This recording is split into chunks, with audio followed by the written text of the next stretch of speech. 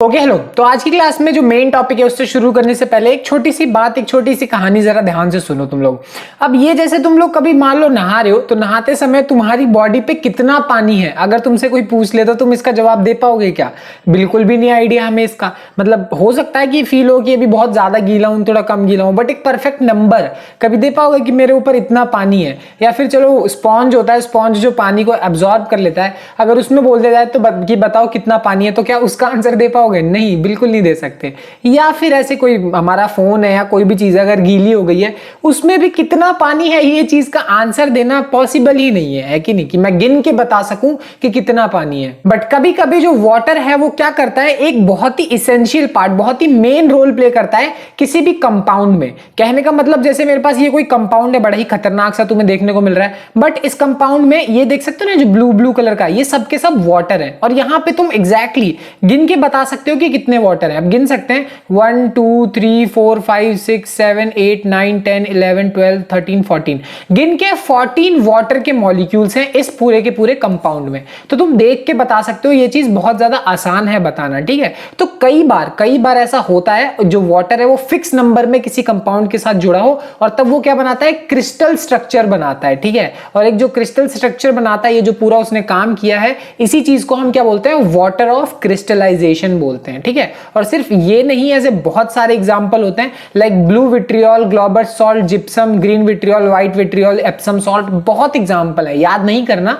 But सब में देखो तुम्हें एक चीज कॉमन देखने को मिलेगी, CuSO4.5H2O। 5H2O मतलब 5 गिन के ही वाटर है, .10H2O गिन के 10 हैं, गिन के 2 हैं, गिन के 7, गिन के 7 वगैरह वगैरह। समझ में आ रही है बात? तो ये चीज तुम्हें समझनी पड़ेगी, बहुत बहुत सिंपल सी चीज है, ठीक है। ये तो बस इसी कंसेप्ट से अब हम पढ़ेंगे किसके बारे में, वॉशिंग सोडा के बारे में। देख सकते हो वॉशिंग सोडा का फॉर्मूला क्या है, Na2CO3.10H2। और ये जो .10H2 है वो यही चीज सिग्निफाई कर रहा है क्या, वाटर ऑफ क्रिस्टलाइजेशन के बारे में ही बता रहा है। तो इसका क्या यूज होता है बात तो तुम्हें पता है कि वो घर में क्या कहते हैं, कपड़े उपड़े धोने के लिए जो सर्फ वर्फ होता है ना, वही वॉशिंग सोडा ही होता है। बट समझते हैं ये प्रिपेयर कैसे होता है, इसको बनाया कैसे जाता है। Recrystallisation of sodium carbonate gives washing soda, कि जैसे ही तुम सोडियम कार्बोनेट यानी Na2CO3 का वाटर ऑफ क्रिस्टलाइजेशन दोबारा से करा दोगे तो जो तुम्हें कंपाउंड मिलता है वो कंपाउंड क्या होता है, वॉशिंग सोडा ही होता है। ये बेसिकली क्या है, एक बेसिक सॉल्ट ही है,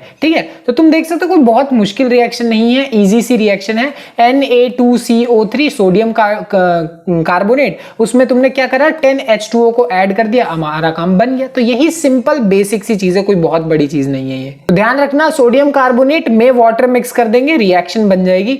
ये रिएक्शन अब मुझे बोलना बहुत आसान लग रहा है कि हाँ ये ऐसे हो जाता है, बट एक्चुअल में इस रिएक्शन को होने में 24 घंटे तक का समय लग सकता है।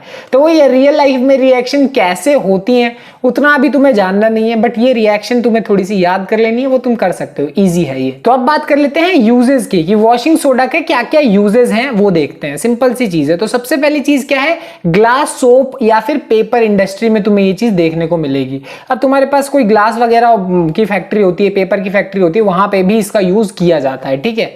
अगली चीज हमारे पास क्या है, बोरैक्स बनाने में। तो बोरैक्स क्या होता है बहुत डिटेल में इसके बारे में नहीं, बस इतना समझ लो, एक कंपाउंड होता है, इसको बनाने में हमारे काम में आता है। अगर तुम्हें नहीं भी पता कोई दिक्कत नहीं है। इसके अलावा जो यूजेस हैं वो बड़े काम के होते हैं। वो क्या है, cleaning agent for domestic purposes, मतलब घर के अंदर साफ सफाई में जो सर्फ होता है ना, जो कपड़े धोने के लिए स्पेशली, ये वॉशिंग सोडा ही होता है, ठीक है ना। उसका नाम ही वॉशिंग सोडा है, तो नाम से ही तुम्हें पता लग रहा होगा। तो ये एक बहुत अच्छा यूज है इसका। और एक बहुत तगड़ा यूज क्या है, for removing permanent hardness of water. अब परमानेंट हार्डनेस का क्या मतलब है, कई बार पानी ऐसा होता है जिसमें तुम अगर पानी में सर्फ वर्फ घोलो या फिर क्या कहते हैं उसको, साबुन मिक्स करो, तो उसमें झाग बड़ी आसानी से बन जाता है। वो क्या होता है हमारे लिए, वो होता है सॉफ्ट वाटर होता है, ठीक है। बट कई बार पानी ऐसा होता है जिसमें तुम कितना भी कोशिश कर लो उसमें झाग बनता ही नहीं है, वो होता है हार्ड वाटर। और आज के जमाने में पॉल्यूशन बहुत ज्यादा हो चुका है, इस वजह से होता क्या है कि हार्ड वाटर का जो अमाउंट है वो बहुत ज्यादा बढ़ चुका है। तुम्हारे घरों में हर जगह ज्यादातर क्या आता है, हार्ड वाटर ही आता है। तो उसको फिक्स करने के लिए, उसको ठीक करने के लिए